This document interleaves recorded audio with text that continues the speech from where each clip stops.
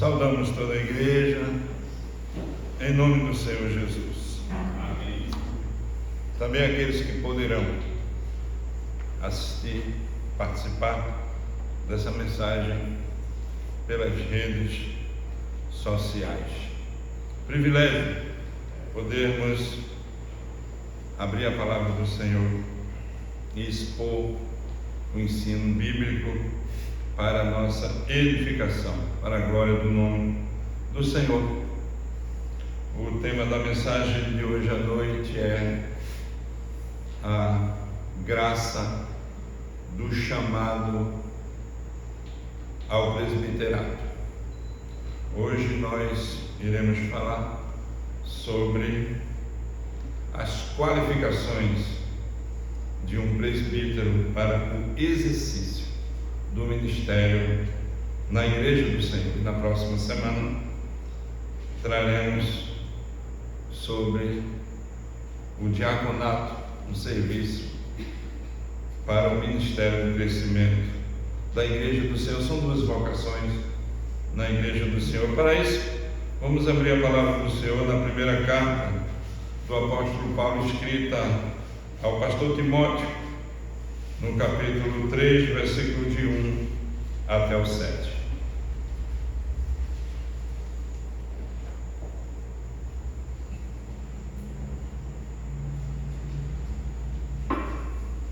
Primeira Timóteo, capítulo 3, versículo de 1 até o 7, quando nós lemos: esta é uma palavra fiel. Se alguém deseja o episcopado, excelente obra almeja. Necessário, pois, que o bispo seja irrepreensível, marido de uma só mulher, vigilante, sóbrio, honesto, hospitaleiro, apto para ensinar, não dado ao vinho, não espancador, não cobiçoso de torpe ganância, mas moderado, não contencioso, não avarento, que governe bem a sua própria casa, tendo seus filhos em sujeição com toda a modéstia, porque se alguém não sabe governar sua própria casa, como fará? Terá cuidado da igreja de Deus, não sendo neófito, para que, ensoberbecendo-se, não caia na condenação do diabo. É necessário também que tenha bom testemunho dos de fora, que estão, para que não caiam em afronta e no laço do diabo. Até aí a leitura da palavra do Senhor. Oremos ao nosso Deus. Senhor, nós louvamos o Teu nome pela Tua palavra, que falará aos nossos corações. Louvamos o Teu nome, glorificamos o Teu nome. Aplica a Tua palavra em nome de Jesus. Amém. Amém. Os padrões de Deus para o oficialato de sua igreja. A igreja do Senhor é composta de membros. No meio dos membros, nós percebemos uma liderança forte. No meio dos líderes, nós separamos diáconos para o serviço da igreja e presbíteros docentes e presbíteros regentes, presbíteros que administram a igreja, auxiliando o pastor, e o pastor, um presbítero docente que ensina a palavra de Deus ao seu povo. Mas para que haja essa distinção, nós percebemos que a igreja deve identificar no meio do seu rebanho, no meio do seu povo, aqueles líderes que Deus está levantando para o oficialato, no caso aqui, ao presbiterato. E o objetivo é o crescimento e desenvolvimento da igreja. A Igreja de Cristo, ela é uma instituição diferente das outras, que que nós temos no nosso mundo moderno. Pessoas qualificadas, pessoas treinadas, pessoas habilitadas. No reino de Deus, ela começa com pessoas qualificadas. Elas devem ter qualificações espirituais na vida e na conduta. Elas também são pessoas treinadas, são pessoas que têm talentos, mas o que Deus requer da vida de um líder é uma vida coerente, uma vida de retidão e uma vida de santidade. É assim que o apóstolo Paulo escreve a Timóteo, orientando o pastor Timóteo que ele procure ter atenção, ter cuidado para com a administração da igreja, a eleição de presbíteros e diáconos, combatendo aqueles que poderão trazer o erro para a administração e a doutrina da igreja do Senhor. Olhando para o texto que nós lemos, nós percebemos 7 versículos que fala a respeito de 4 verdades relacionadas à vida de um líder na comunidade que Deus estabeleceu. Padrões de um presbiterato, padrões de um diaconato, padrões de uma liderança forte, que vai influenciar toda a igreja, todo o seu crescimento e todo o seu desenvolvimento. Olhando para o texto, chamando a sua atenção, o apóstolo começa dizendo que esta é uma palavra fiel, uma palavra digna de toda aceitação. É uma palavra de Deus que, se alguém deseja o episcopado, se alguém almeja ser um presbítero, ser um pastor, excelente obra ele almeja, ele deseja ensinar pela palavra, proteger pela doutrina, cuidar das vidas da igreja, ser um bom conselheiro, ser um bom discipulador, ser um bom discipulador no que se diz respeito ao ensino da doutrina bíblica. O Senhor Jesus, já conversando e falando, ensinando a seus discípulos, falando sobre o ministério apostólico, ele disse que aqueles que quiserem ser o maior, eles devem ser aqueles que servem. Em Mateus 10, 43, o Senhor chama os seus discípulos para servir, e ele diz que o Filho do Homem não veio para ser servido, mas veio para servir. E aqueles que são escolhidos por Deus são os serviçais, são aqueles que foram colocados para o serviço do reino de Deus. Esse primeiro versículo fala que a palavra do Senhor, ela não muda e ela vem para trazer esse ensino. Segunda verdade que essa palavra que esse texto traz são as qualificações. As qualificações de um presbítero. E aqui o apóstolo Paulo, ele está instruindo Timóteo, e ele vai trazer 4 qualificações de um presbítero para o ministério que Deus chamou ele para realizar.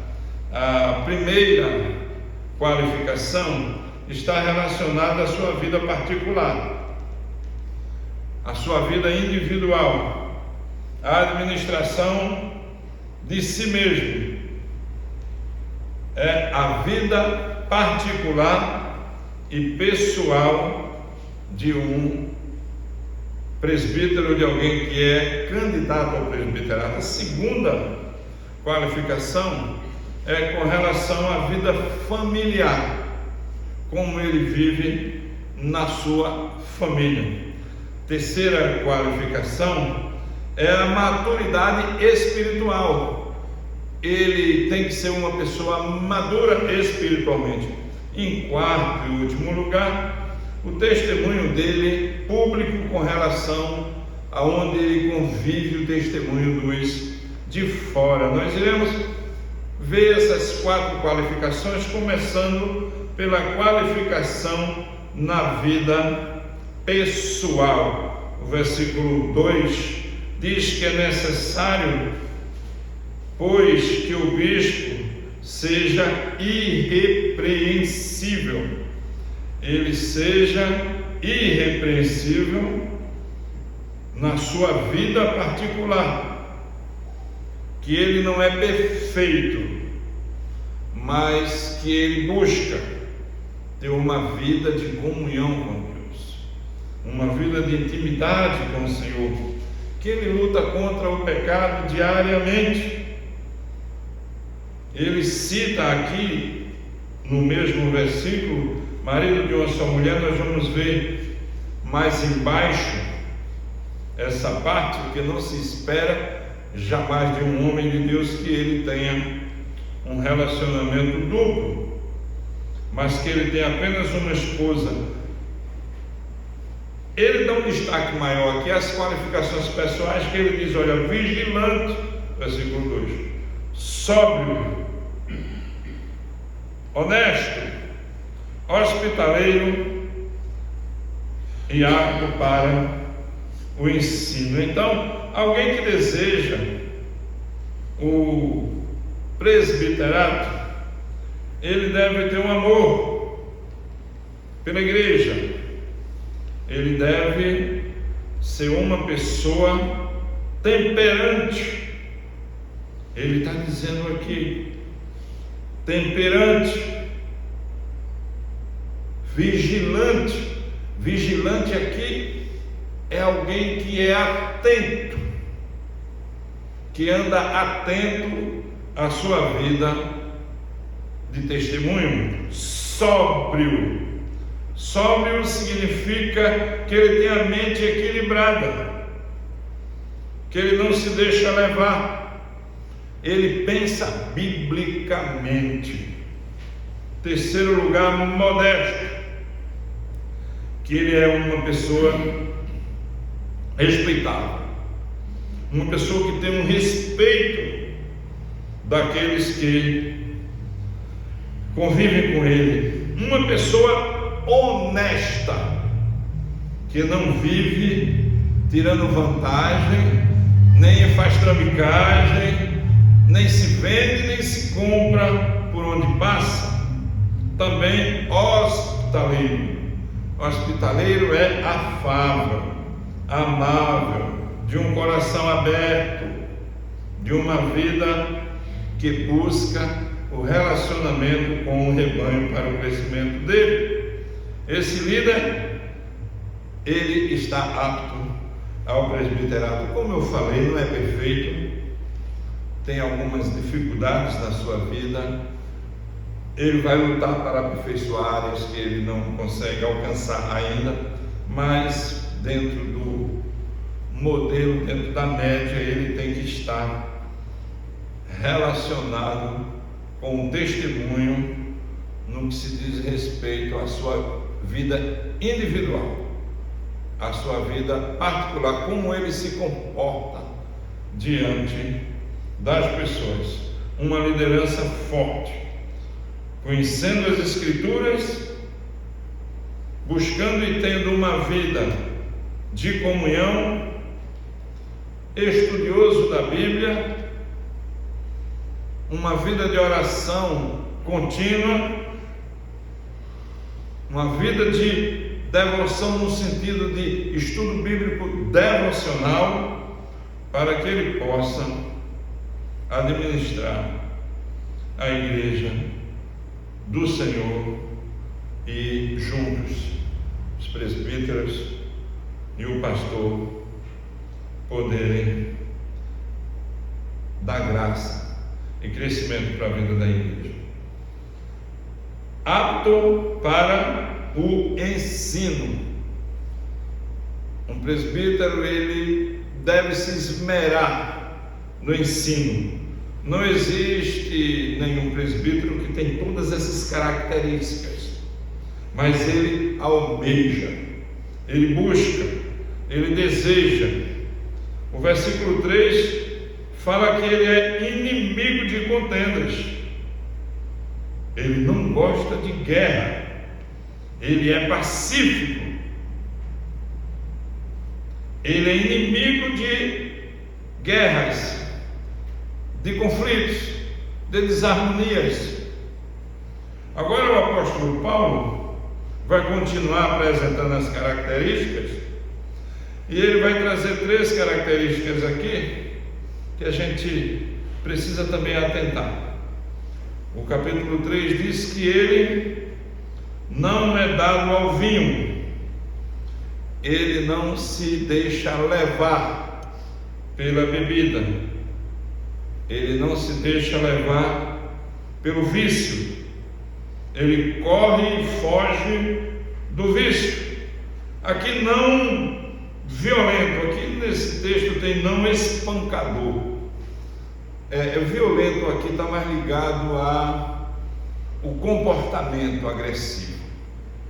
Não chega tanto a ser um espancador, porque ninguém imagina que nem um ímpio deve ser considerado, não deve se considerar alguém que é agressivo fisicamente. Então aqui o texto está trazendo espancador, mas o violento aqui está muito mais ligado ao comportamento agressivo. Uma pessoa impaciente, uma pessoa que não responde com sobriedade, que não atenta às necessidades e que está sempre se envolvendo em inquietações dentro da igreja, discórdias e agressões até verbais. E não se espera que fisicamente jamais. Então aqui o texto está mais ligado a uma agressividade mais verbal. Porém, ele não violento, não cobiçoso de torpe ganância, ele não é avarento, mas moderado, não contencioso, não cobiçoso de torpe ganância e não avarento, está muito relacionado, que ama mais as coisas do que o Deus das coisas. Estava escutando essa semana uma pregação do reverendo Hernandes sobre a vida de Ana, e que Ana estava querendo ter um filho, e para ela era uma bênção de Deus ela poder ter um filho, porque as mulheres daquele período que amavam o Senhor acreditavam até que o Messias poderia nascer dela. E ela, angustiada, ela foi mal interpretada pela sua cultura, ela foi mal interpretada pelo sacerdote Eli, que disse que ela estava se embriagando, e pelo marido, que disse para ela que ele valia mais do que 10 filhos, que ele valia muito mais do que 10 filhos, não era suficiente. E ela, na sua angústia, na sua inquietação, ela queria ser mãe, e ela queria essa bênção. E o reverendo disse que quando a gente esquece o Deus da bênção, a gente entra no desespero, e a bênção passa a ser em si o objeto da nossa idolatria. Aí é quando vem que a gente, em vez de desfrutar do Senhor das bênçãos para administrar as bênçãos, a gente desfruta das bênçãos e nos perdemos porque nós não conseguimos mais nos relacionarmos com o Senhor que derrama as bênçãos. Então, o que o Senhor fez? O Senhor fez ela esperar, ensinou ela o caminho que ela deveria andar e deu a ela a graça de poder ter um filho. E ela consagrou o filho ao Senhor, e ele foi um juiz, ele foi um profeta, ele foi um sacerdote. E quando o Senhor deu a ela a graça de ter esse filho, ela devolveu ele ao Senhor e disse: Senhor, é para a tua glória que eu quero ter esse filho, não é mais para mim, não é porque eu era estéril, não é porque eu era enferma, mas agora é porque é para a tua glória o fruto do meu ventre. Então, essa questão de cobiça, essa questão de centralizar aquilo que nós temos em nós mesmos, ele está dizendo não. Assim como outros personagens bíblicos que foram chamados a atenção no que se diz respeito a aproveitar as bênçãos e esquecer o Senhor das bênçãos.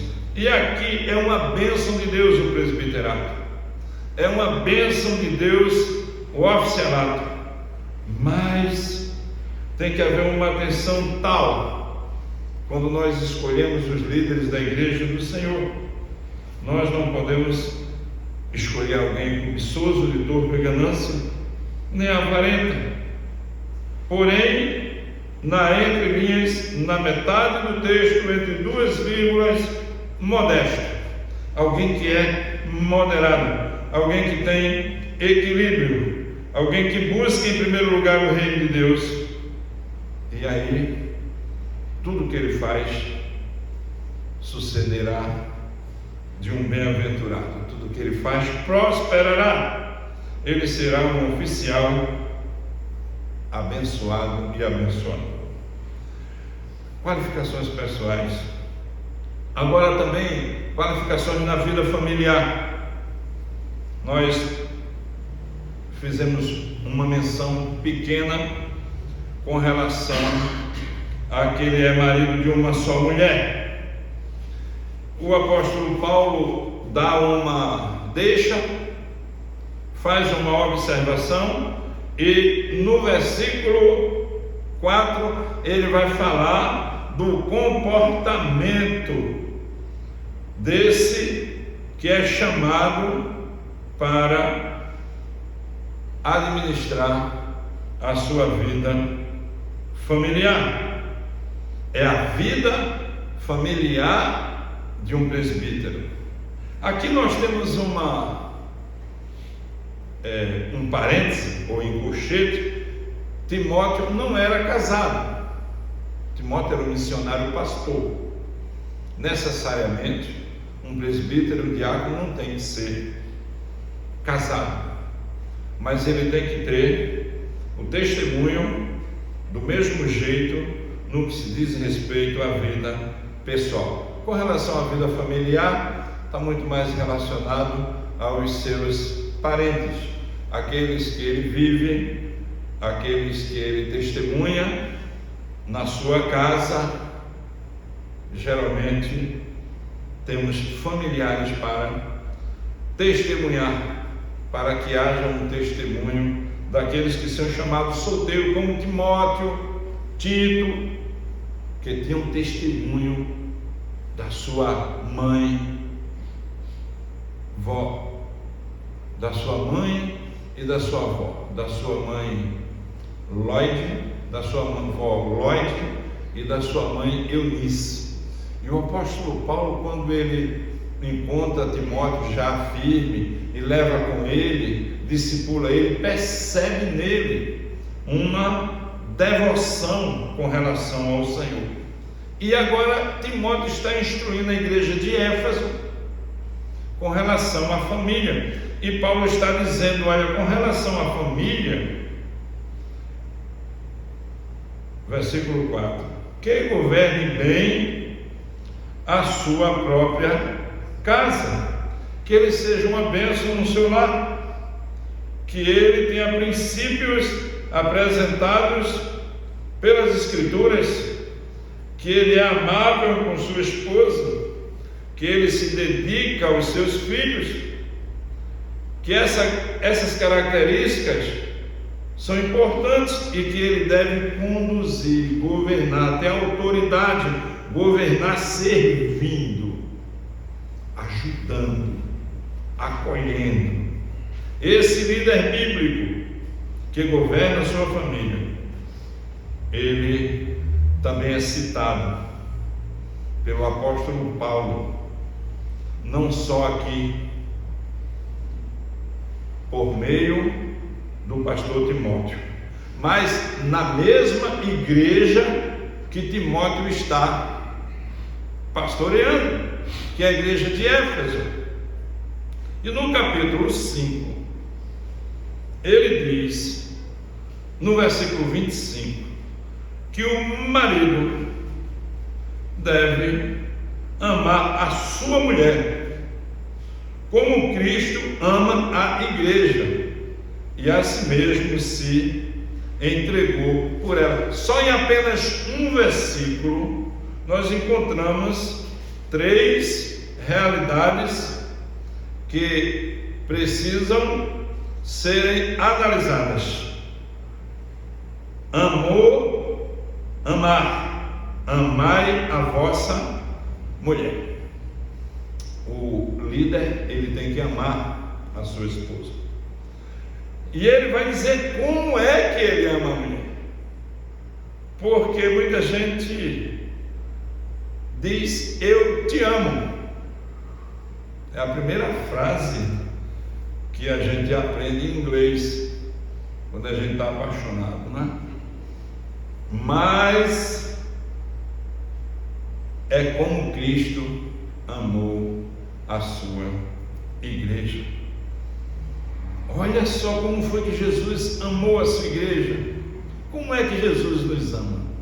Nós vimos hoje aqui na liturgia o amor de Jesus, sabendo quem nós éramos, resolveu nos amar.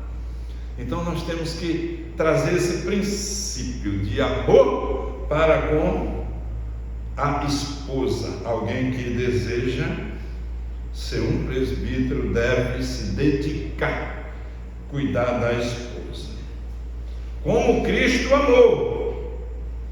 E esse texto ele é tão incrível que ele ainda vai dizer como foi que Cristo amou, dando a si mesmo pela sua igreja. Cristo se entregou à sua igreja, deu a vida pela sua igreja, morreu pela sua igreja. Significa que, se precisar, um homem deve dar a vida literalmente pela sua esposa. Mas aqui ele não está falando especificamente de dar a vida fisicamente, porque vai ser um convívio duradouro, de bastante tempo, onde o homem vai desenvolver o serviço de cuidar da sua casa. Então, primeiro, nós vimos aqui que ele cuida dele espiritualmente, depois ele cuida da esposa que Deus deu para ele, criando filhos no caminho do Senhor, fazendo seus cultos domésticos, orando com sua esposa, porque o nosso lar, o lar de um líder, é o primeiro campo missionário, exemplo de líder, vida de oração, compromisso com a palavra, amor por Cristo, humildade, simplicidade e servidão. Dentro dessa escala, criando os filhos na disciplina e na admoestação do Senhor, criando os filhos no caminho que eles precisam andar. Pais cristãos que criaram seus filhos no caminho do Senhor, onde a maioria dos filhos já estão grandes. E aqui nós não estamos dizendo que necessariamente depois que os filhos estão com 20, 25 anos, já estão adultos, eles servirão o Senhor. Mas enquanto eles estiverem dentro do ensino da família, do marido e da mulher, a esposa uma boa auxiliadora, uma boa companheira, eles conduzirão os filhos no caminho do Senhor, pela conduta, pelo ensino bíblico, pelo exemplo e pela disciplina. E se quando estiverem mais adultos, se desviarem no caminho do Senhor, eles atestarão que os seus pais criaram eles no caminho do Senhor, mas eles não quiseram ficar. Então, filhos com o testemunho da liderança dos pais, para que o pai possa ser um presbítero. Essa relação de um homem de Deus com ele, de um homem de Deus com a sua família, faz com que nós tenhamos a terceira característica, a terceira qualificação, que é em relação à igreja. A igreja do Senhor, ela vai ser alcançada por esse líder que Deus está levantando, que ele tem um testemunho para dar para a sua igreja. Ele cresce com a igreja, ele ama a igreja, ele se dedica à igreja, mas ele precisa de algumas qualificações também para que ele possa ser um presbítero dentro da igreja. O texto diz, no versículo 6, que ele não seja neófito, ou seja, que ele não seja recém-plantado.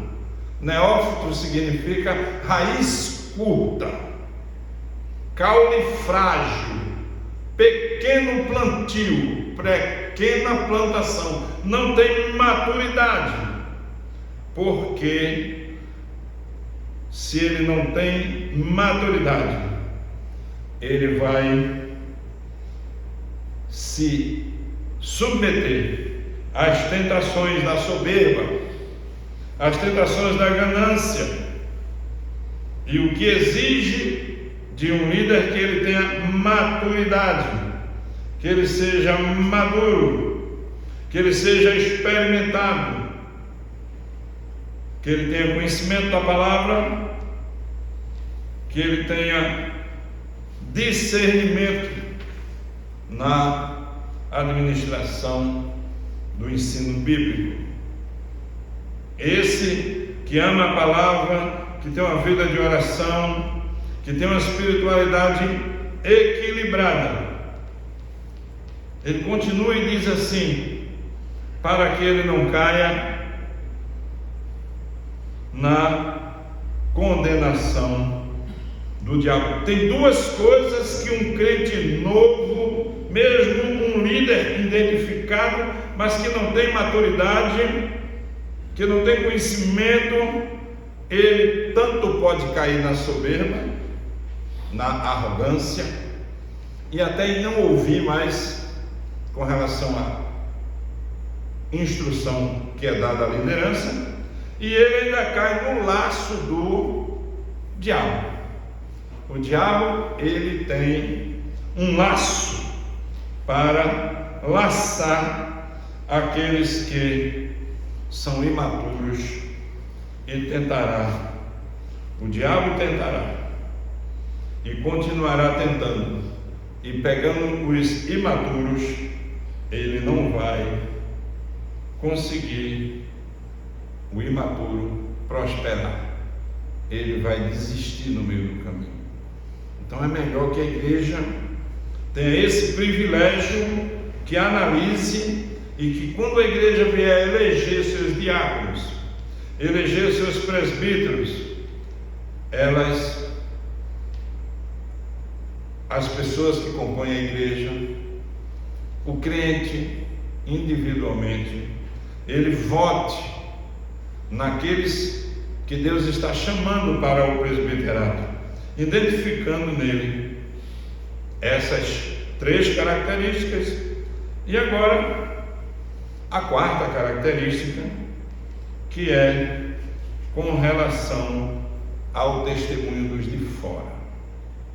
Como é que um líder tem o seu testemunho aonde ele vive, com quem ele convive, depois da vida pessoal, depois da vida familiar, depois da vida na igreja, agora a vida pública de um líder, para que ele possa ser eleito pela igreja para exercer o presbiterato. E o versículo 7 nos ampara, nos ajuda. É necessário também que tenha bom testemunho dos de fora, para que não caia em afronta ou no laço do diabo. O laço do diabo aqui vem para o neófito e vem para o que não dá testemunho. Nós temos conhecimento de muitos líderes que não têm testemunho dos de fora. Aqui o texto está dizendo que o líder que não tem testemunho fora da igreja, ele é afrontado pela cultura, ele é afrontado pelas pessoas, ele é afrontado pelos inquiridores, e ele não tem testemunho de força. E aí o diabo gosta de laçar, gosta de trazer um mau testemunho para a vida da igreja, quando as pessoas dirão: aquele líder daquela igreja, ele não tem um bom testemunho, é cheio de invenções, é cheio de articulações, é alguém que não podemos confiar, é alguém que não é de uma só palavra, é alguém que não anda com a verdade, é alguém que não tem um bom relacionamento na sua vizinhança, é alguém que no seu trabalho não dá bom testemunho, é alguém que no seu relacionamento com as pessoas não traz contribuição de apresentar o Senhor Jesus como o servo real, administrador e cabeça da sua igreja, porque tudo isso que nós estamos falando aqui está sobre o serviço da igreja, onde Jesus Cristo é o cabeça da igreja. E se nos negócios ele não é honesto, ele não pode ser um líder da igreja. Mas ainda assim, depois de uma palavra dessa, muitos se convertem, muitos se arrependem, porque não entendiam às vezes a gravidade tal da importância do testemunho de fora. Como ele se comporta dentro da igreja é importante, mas como ele se comporta fora da igreja também é muito importante. Que ele não traz vergonha para o rebanho de Deus, não traz vergonha para a igreja local onde ele serve ao Senhor. Um líder que consegue fugir dessa forma de confrontação do mundo, ele passa pela confrontação e ele é aprovado, e ele enfrenta o laço. O diabo vai espreitar para tirar o seu testemunho. É assim que Paulo conclui as reivindicações e as características de alguém que é chamado pelo Senhor para exercer a liderança na igreja. Eu comecei falando que a igreja é composta de membros, de líderes, e Deus separa alguns homens para serem diáconos, presbíteros docentes e presbíteros regentes, no caso, presbíteros e pastor. E essas qualificações são para todos os líderes da igreja. É para toda a igreja, mas especificamente quando vamos escolher os líderes, nós temos que ver o seu caráter, ver como é a sua vida familiar, ver como é a sua maturidade, ver como é o seu testemunho para com de fora. Esse é o padrão de Deus, é elevado, mas Deus dá graça para que aqueles que abraçam essa visão, Deus dá condições. Concluindo, na primeira parte do texto que nós tivemos o privilégio de ver, uma liderança começa no coração, manifesta-se no lar, vai amadurecendo na fé e no conhecimento do Senhor Jesus, até o testemunho de fora. E Deus nos dê graça. Nós estamos em breve elegendo os nossos presbíteros e os nossos diáconos, e nós precisamos de sabedoria na administração desse momento. Que o Senhor nos dê graça, nos dê líderes fortes, para que possamos ter uma igreja atuante aonde o Senhor Jesus nos plantou. Vamos orar. Louvamos o teu nome e te bendizemos pelos oficiais que o Senhor escolheu na tua igreja, que antes da fundação do mundo o Senhor já tinha feito isso, e nós estamos apenas ratificando aqui. Ó Senhor, nos dá graça, nos abençoa, dá que essa igreja possa ter o privilégio de eleger os seus líderes para juntos, igreja e liderança e igreja, onde Jesus é o cabeça, possa testemunhar aqui na cidade a respeito do teu evangelho. Muito obrigado em nome de Jesus. Amém. Amém. Recebam a bênção, meus irmãos. Que a graça do nosso Senhor e Salvador Jesus Cristo, o amor de Deus, o nosso amado e querido Pai, a comunhão, o poder e as divinas consolações do Espírito Santo repouse sobre nós, igreja do Senhor, hoje e sempre. Amém. Amém. E amém. Podemos nos assentar, tenho dois avisos.